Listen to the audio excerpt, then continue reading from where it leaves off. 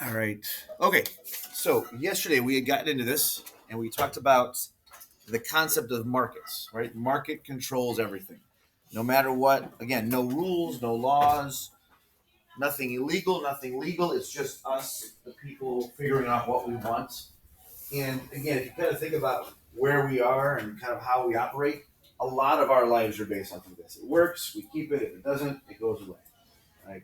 Businesses succeed, businesses fail. I don't know the statistics, but I know that more businesses fail than they succeed. Right? But then you try again, try again, try again, try again. My dad's done it. I think he's had like 6 or 7 companies. One of them has succeeded the entire time, and so that's like the fallback. Other ones you just try, right? What's the next possibility for making more? Um, there's that economic growth, right? That goal of I want to do more, and I want to do more, and I want to do more, and I want to do more.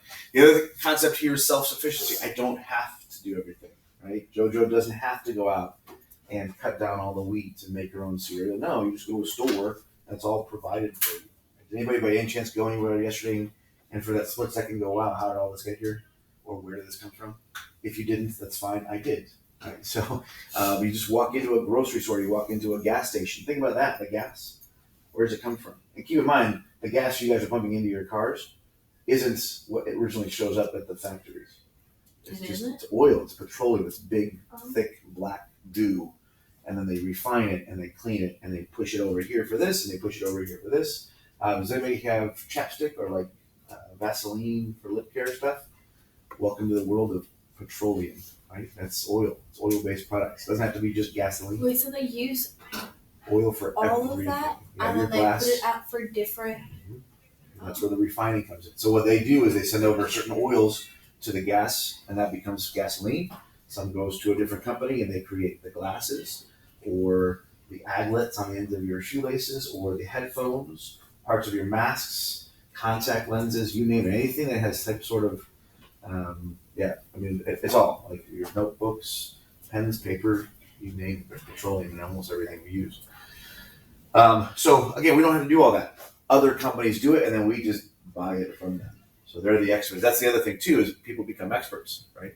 We don't have to do it because everyone else is doing it. We do what we do so well, people come to us, right? So if anyone knows of your parents' companies, parents' businesses, whatever they do for work, I have friends of mine who are accountants who love numbers. I'm okay with numbers, but they love math.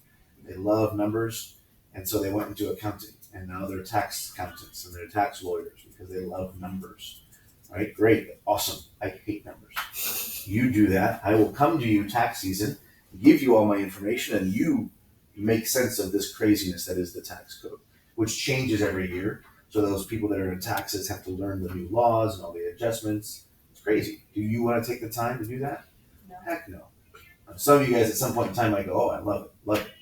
We have a buddy of mine who's a patent lawyer, works for NASA, and all he does is deal with new inventions. And he creates the legalese writing of it, and he makes a really nice chunk of change doing it. Am I good? No. Some of you guys, the irony of me becoming a teacher, I hate getting up in the morning. When I was in high school, Olivia, I hated it. Oh, I was a sleeper all the time. Ironically, I became a teacher. I like it. I love coming in. I love interacting. I love going over stuff that I enjoy. Some of you guys are like, no way. When I get out of here, I'm starting my own business, and I'm not starting until 11. I'll do whatever I want to. I'll do the third shift. I won't do that early shift, right? So we all have our specializations, things we love to do.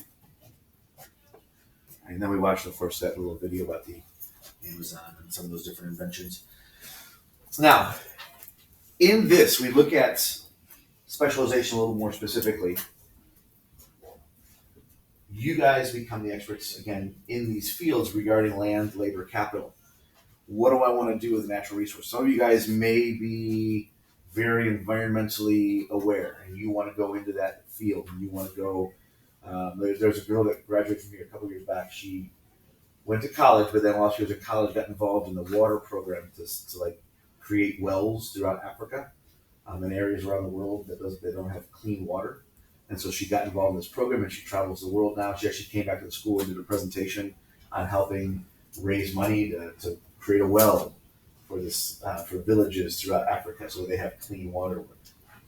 Awesome, right? So you're working on the land.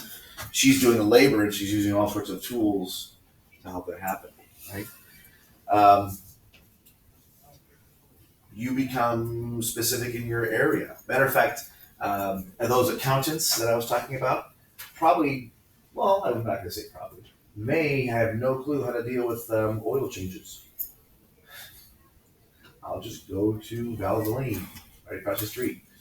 Right? I'll go down the street. I'll go back to the dealership. I have a friend of mine, her mom, they take the Lexus back to the dealership. They won't go to any of the other locations. But I'm going to take my car to the dealership. They know what they're talking about.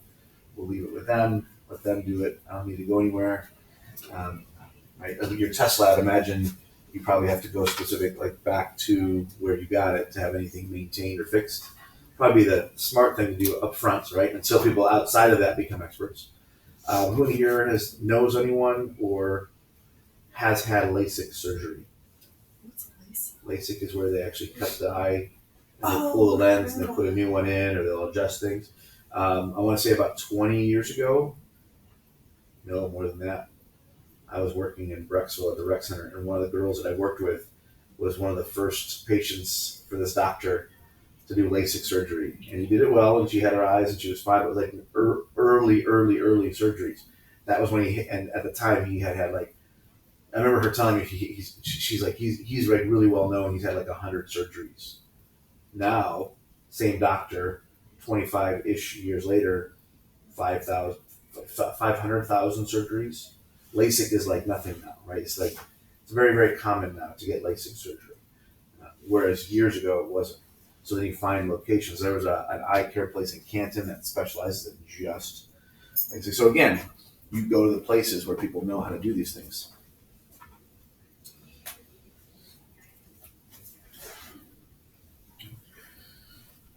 So all of this, I mean, again, I could make my own pizza. That's fine. I'll just order from Romeo's. They got it done. Or Dominic's. Dominic's is so good. Yeah, I like their. Like every once in a while, I like the big chunks of sausage, but then Dominic's does like the crumbled sausage. Yeah. I don't know why. Every once in a while. I had that before homecoming. I had my niece, just in regards to pizza, I always laugh because she started out liking cheese pizza, and then she wouldn't eat cheese pizza unless it had pepperonis on it. And then she'd take the pepperonis off, and I would eat the pepperoni, and then she liked the flavor of the pepperoni on the cheese. And then it was at random, I pulled a piece of pizza up, and she saw the cheese, like, you know how it kind of connects and like makes that long, and she thought that was the grossest thing in the world. And now she won't eat cheese. Is it somebody else in here that doesn't eat cheese? I don't eat cheese. Okay. So she'll get yeah. she'll get pizza without the. I eat cheese on pizza. Okay, yeah, and that was the weird. Like, we're all like, "Are you okay?" She's like, I just don't. So we get pizza without cheese on it. So it's a tomato paste pie. That's enough. Tomato paste. She likes it, so we always get like a small pizza for just from Emily. Here you go. And then my dad, her grandpa, he's always like, "Oh, what's the?" And he kind of like teases her a little bit. But then he had a bite one day. I was like, "Oh, this is kind of good." But that's my dad. He just. All right. Now, those 3 economic questions in a market system is completely 100% voluntary. No one is forcing you in a market system to do anything. It is up to you whether you buy or not buy, go or not go. Right? You think of concerts. I have a friend of mine who's going to a concert, and she loves, I can't remember his name now. It's 2 singers. One is Shawn Mendes, who she doesn't really know. And then the other guy she likes, and I can't think of his name. Based off of that discussion alone, do you think I would go to that concert? No. No. I'm not a Shawn Mendes fan. I mean, he's okay, fine. And the other guy, I don't even remember his name. So, voluntary exchange? No, I'm not going. Okay. Choices are made by individuals. So when you ask those 3 questions, what am I going to produce? It is completely and utterly up to you. Whatever you want to. I don't care. As long as you're successful, you can keep on going. How am I going to produce it? Totally up to you. You can go old school, you can go new school, you can do a combination. you can send it out to someone else and have them do that part, and you bring it back and do the rest of it. It's kind of like iPhones. If you think about it, they get the glass from someplace, and they get the chips from someplace else, and they get the other place, and then they put it together someplace in China. The thing I find funny is that to have it made, sent to China, put together in China, and sent to the United States is cheaper than to have it sent to the United States, put together in the United States, and sent out to all the stores in the United States because of our wages are so much higher. So when we talk about human rights and people are really upset about that, again, it goes back to that Who Feeds Paris, talking about the guy that works in the rainforest, cuts down the trees, and everyone's like, oh, I can't believe you're cutting down the rainforest. He's like, yeah, but I got to take care of my kids. I need a job, and that was the job available. In the U.S., our wages are extremely high compared to around the world. Same thing with a lot of your clothing and shoes. To have it made elsewhere than brought in is actually cheaper than having it made in the U.S. Shoes are obnoxious right now. One of the big issues we ran into literally at the beginning of the pandemic, when we were all shut down, was we were getting all of our medicines from China, the very place that had the beginning of the coronavirus all started right there in Wuhan. Yeah, the original was the Wuhan virus, and then they changed it to COVID-19, and then they called it the Chinese virus. That was all crazy. Yeah.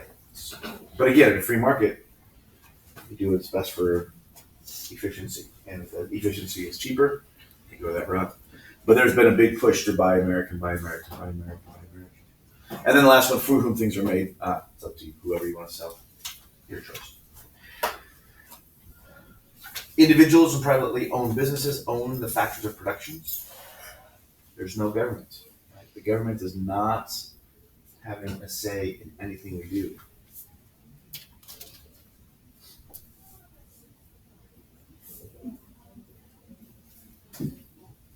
So if you haven't gathered, the market system is all about individual choice.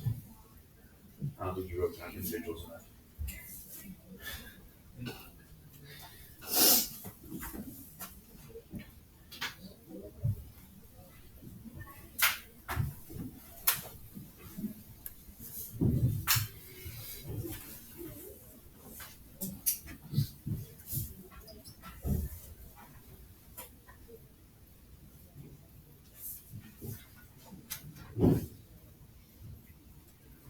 So that we're about to do that chart, correct? So the very next thing we're getting to. All right. So this next thing is called the circular flow model. Really exciting stuff here. You guys ready for this? It looks so exciting. Okay. Just lecture here. Market economics equals capitalism. So if you ever hear people talking about market and capitalism, they pretty much go hand in hand. And then the U.S. is considered free enterprise, which we'll get to a little bit more specifically later on. Free market capitalism. All right, here we go. So we have two entities in here that are fighting, or not fighting, working with each other. We have the households and we have the firms. Firms are pretty much any business out there. Households are us, individuals and people. There are two markets that we deal in. I'll stick with the product market for a moment here while you guys are writing, because this is the easiest one to deal with. Product market is exactly what you think it is, the products. Right? So I, the household, I go to the store and I walk into Kohl's and I go, okay, I need some new pants, and I give them money and they give me pants. I go to Wendy's and I get myself the spicy meal. And I give them money, and they give me the spicy chicken meal. I go to Chick-fil-A. I go to Chick-fil-A and I give them money, and then the order I get of 4 chicken strips with a large fry and a large Coke with no ice. They give it back to me, and on Saturday and Sunday I allow myself to get a brownie. Oh, Sunday, sorry, they're closed on Sunday. Saturday I get myself a brownie. Yeah, Sundays when you always crave it though. I know. It's annoying. Right, so again, it's the physical. It's the every single day thing that I get gas, I give them money, they give me gasoline. I go in, I get a coffee, and I give them money, they give me coffee. It's just non-stop products, okay? The factor market, who in here has a job? Good. Do you guys provide your services for free? Hope not. Right? This is the factor market. You are a factor of production, land, labor, capital, so the labor. I'm going to provide them services, and they are going to give me a paycheck. Right? So I go to work, they give me a paycheck. I go to work again, they give me a paycheck. Non-stop, back and forth, Livy, you can get your phone. Livy. All right. So that's pretty basic. Nothing special there. What one thing is missing on this one that we have to deal with all the time when we buy stuff? It's annoying. Tax. There you go. And who provides us our taxes? Government. So again, we don't see the government in this one. It's kind of nice. It's very nice. Okie dokie. Good. So there is a book called The Wealth of Nations, written by Adam Smith. It's from years and years and years ago. And then it has like a nice, big, huge, long subtitle attached to it as well. But Smith is known as the father of economics. He's one of the first authors to write down concepts and theories about economics. He was a massive pusher of self-interest. Right? Self-interest, some people refer to it as selfishness. That's fine. They can have their opinion. Self-interest is I'm going to take care of myself. And if I take care of myself, everyone else benefits. So let's say that, and I saw this the other day and I laughed because this is me. I have a 65-inch TV and it's really nice. I like it.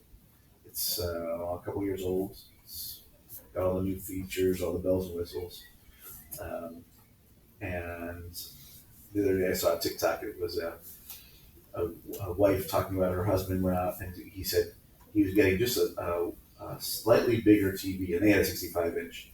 And then she like scans over and it's an 85-inch TV. So she's like slightly bigger. That's 20, and she shows the wall where the current TV is, and the 84-inch or 85-inch is going to cover the entire wall. I've had people get 90-inchers. Now they're looking at 100. I think I've seen 100-inch ones. And then I've also seen people get rid of the TV altogether and get a really nice projector. How do you fit it through your door, do you think? I don't know. What's that called? Yeah, I mean, yeah, they're like it's not. this tall. Yeah. It's not 100-inch TVs must Yeah. get large There's taller though. There's a 100-inch. Yeah, you're right. It's probably not going to be. It's not gonna be You like gotta the go same through- size. You gotta go through crooked. Yeah. But like imagine it has to weigh over 100 pounds. That's why you get two big guys. I thought I had a tape measure in here. Oh, there it is.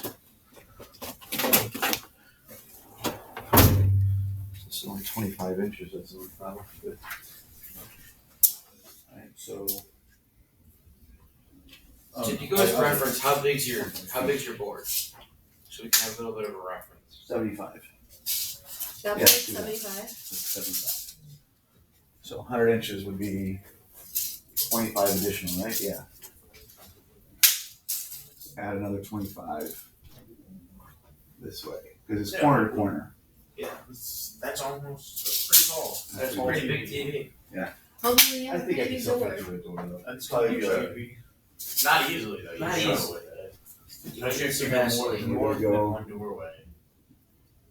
Anyone have just some A squared plus B squared equals C squared? Oh, Yes. See, practical math.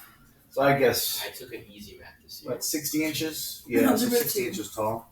Yeah, with that. But yeah, you're right. Like halfway. Just a little. And the other thing too, I have to laugh. Anybody remember moving those big, huge, older TVs that had the big tube inside of them? Yeah. My It took like grandparents legit two just people to moved like, that. and you like slowly move that bad I boy. remember as a kid, we blew one up. My dad. Yeah, just to see what happened. Mm-hmm. And then for a couple of years, it was kind of fun because they had flat screen, big TV with the tubes.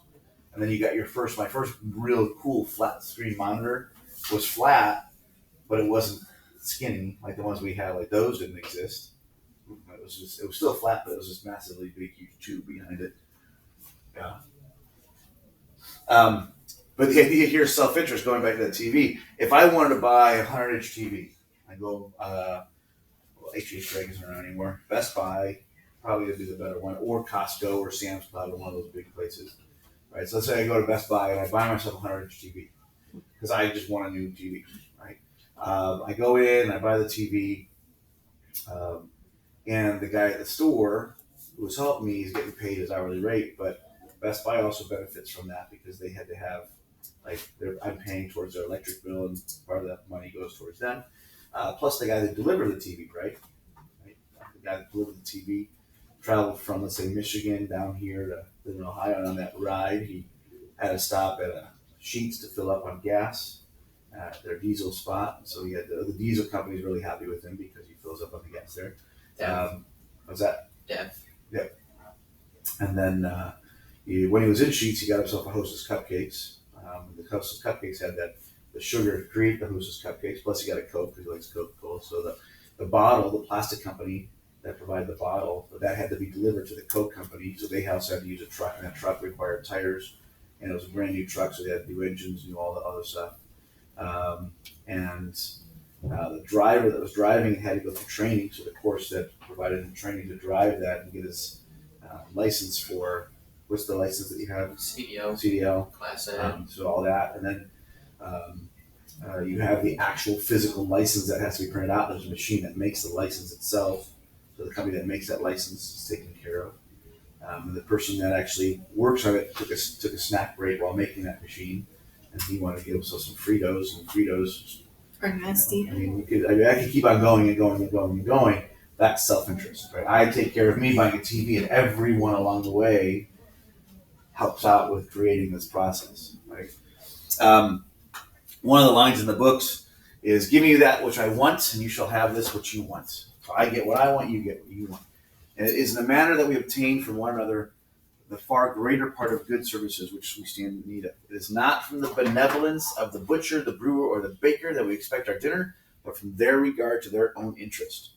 All right, so has anybody by any chance ever gone to a butcher shop? If you ever get a chance, it's pretty cool. The other one that's fun, and I want to do this one year, is I want to get a turducken. Have you ever heard of a turducken? Yes. Yeah. Turducken, a turkey, a duck, and a chicken. Yeah. Why? And well, the butcher takes all the bones out. That's where I looked it up, and it was like one place was charging $280, $300 for this, but they also take the bones out of all of the birds, and they take the turkey and they debone it, and they open it up, and they put some stuffing down, and then they get themselves a duck, and they debone it, and they put the duck on top of the stuffing, and they get a chicken, and they debone it, and they put the chicken on top of the stuffing, on top of the duck, on top of the stuffing, on top of the chicken, a turkey, and then they wrap it back so it looks like a turkey, and they sew it up, and then you cook it, and you just slice through it, and you get all three. But it's a lot of work, right? They're not going to do that out of benevolence. For those who don't know, is just being kind and doing it out of the kindness of their hearts. Right? Most of them won't do that. And consider this one. Who in here? I had someone give me their Cloverleaf food card thingy, like that discount that the high schools sell. You guys know what I'm talking about? For fundraising. It's a fundraiser food card. Yeah. Do those restaurants do that out of the kindness of their heart? A little A bit. little bit, but if I can get you in the door, right? Yeah, that's for $10, but you're going to spend $50. All right. So I'm doing this out of my own interest.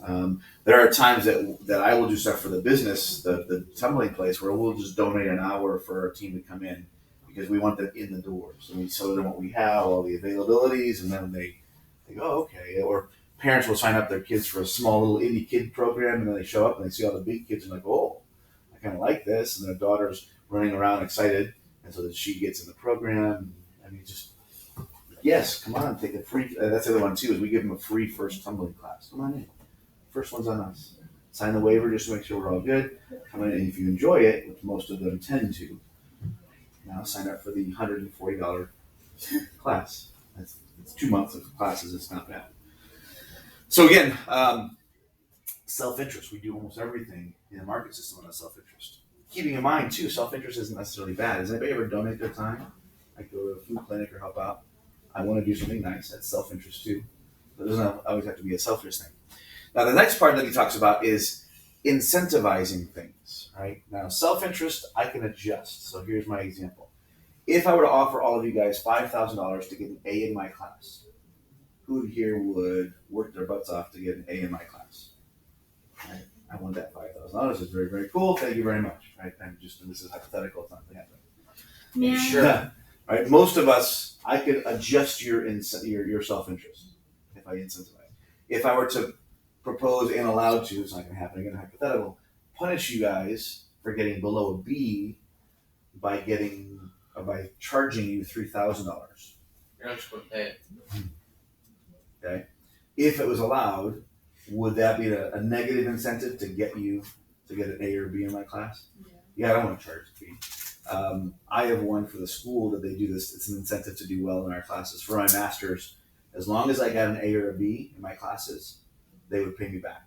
So I pay for it out of my own pocket, and I get to the class. If I get an A or a B, I have to show them the receipt, and I show them my grade, and then the school will say, okay, up to 12 credit hours. So if I did like 18 or 20, then no, only the 12. They'll pay me back. There's an incentive to get an A or B. Because my first year here, I was getting a temporary teaching certificate to actually teach economics way back, and I got a C in both of my classes, all out of my own pocket. They just didn't put the time in. So incentives. In life, you guys also deal with this all the time. Who in here, when a police officer pulls up behind you, whether you're speeding or not, you check your speed and you like pull your foot off the gas a little bit, and you kind of like, right? It's a negative incentive, right? This is actually a proximity control. The police do this all the time. They'll sometimes just pull up behind you on purpose, and then you slow down. Sometimes I talk to a couple of cops. I get annoyed by that because they want to go fast too. But like even in school, this happens a lot. Like where a teacher starts to walk towards you, right? And then as you get closer, things change, right? Oh, right. But then, right, it's just a little nervous. But the funny part is when the police officer pulls away, what do? You go right back up. Same thing in school, right? I can adjust things for a moment as I get closer, but then as I back off, people typically go back to it.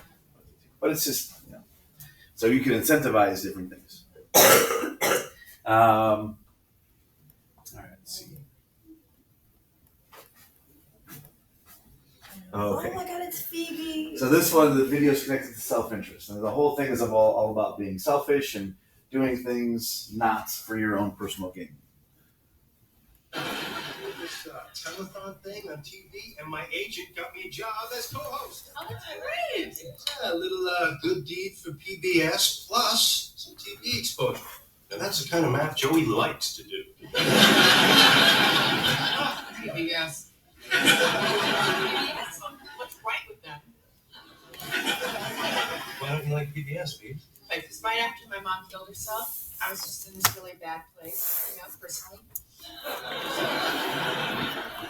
I just thought that it would make me feel better if I wrote to Sesame Street, because they were so nice when I was a little kid. No one ever wrote back. Wait, a lot of those Muppets don't have thumbs. All I got was a loud keychain, and by that time I was living in a box. I didn't have keys. Sorry, Pete. I just wanted to do a good deed, like you did with the babies. This isn't a good deed. You just want to get on TV. This is totally selfish. Whoa. What about you having those babies for your brother? Talk about selfish. What are you talking about? Well, yeah, it was a really nice thing and all, but it made you feel really good, right? Yeah, so? Well, it made you feel good, so that makes it selfish. Look, there's no unselfish good deeds, sorry. Yes, there are. There are totally good deeds that are selfless. Well, may I ask for one example? Yeah, it's, there's... No, you may not. That's because all people are selfish. Are you calling me selfish? Are you calling you people? Yeah, well, sorry to burst that bubble, Phoebe, but selfless good deeds don't exist, okay? And you know the deal on Santa Claus, right? All right, a selfless good deed. I'm going to beat you, you evil genius. So when you said the deal with Santa Claus, you meant... Said he doesn't exist. Right. That's a selfless good deed. You know that really old guy that lives next door to me? Well, I snuck over there and raked up all the leaves on his front stoop, but he caught me, and he force-fed me cider and cookies. And I felt wonderful. That old jackass. Maybe Joey's right. Maybe all good deeds are selfish. I good deed. Because I just gave birth to 3 children and I will not let them be raised in a world where Joey is right. EBS telethon. Hey, Joey. I just wanted to let you know that I found a selfless good deed. I went down to the park and I let a bee sting me. What is that gonna do me, bud? Well, it helps the bee look tough in front of his bee friends. The bee is happy, and I am definitely not. You know, the bee probably died after you stung it.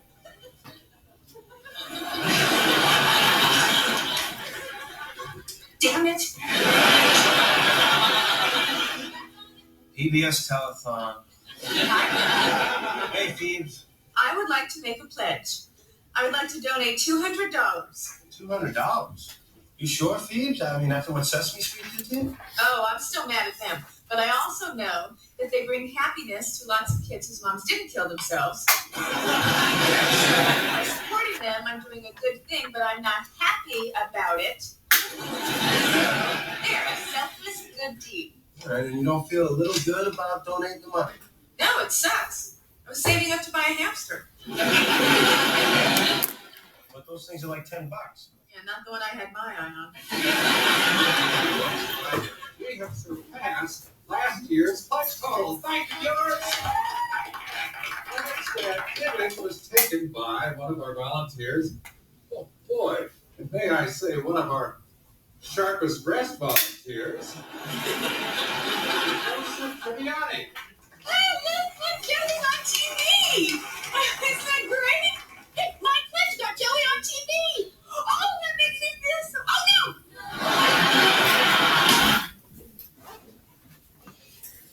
All right.